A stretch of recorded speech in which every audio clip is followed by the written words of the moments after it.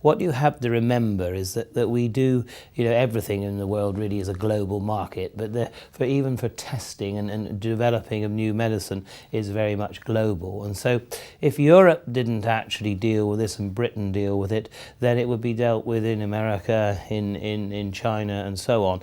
And I think, like I said, I am convinced that the European methods are probably the best. It's one of these things where we'd love to say there is no testing on animals and it's not necessary. You can do by computer models certain things, but you can't actually finally test that medicine as to whether it's poisonous or not, or long-term effects. And that is where the animal testing, I was convinced, because I came from, when I first picked up the report in the European Parliament, I came from the idea that we don't need this animal testing, and of course it's when it comes to primate testing and those sorts of things which are particularly heart-rendering. And I think we have reduced the amount of primates used, and I think probably we need to carry on doing so. So we have to reduce the amount of animals used for testing, but it has to be there as an option.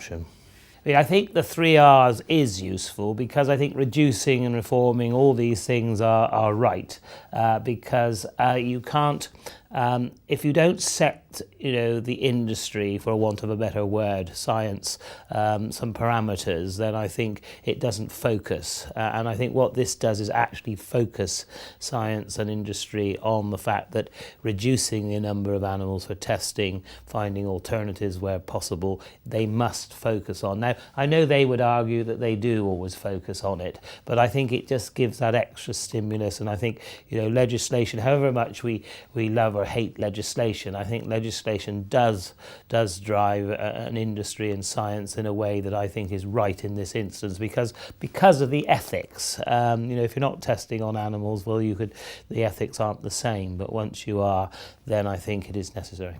In some ways it's said that the legislation is contradictory, and I think it probably is, but I think that is a sort of desire, perhaps the political desire, always to go for greater research on brain disease and the like, and at the same time trying to reduce the amount of animals used for testing. I don't know that I was expecting to come up with a report that I came up with in the very beginning, but I did, like I said, I did decide in the end that I wasn't going to be dictated by just a popular view. I was actually going to take a view that I could stand up in my conscience and live with.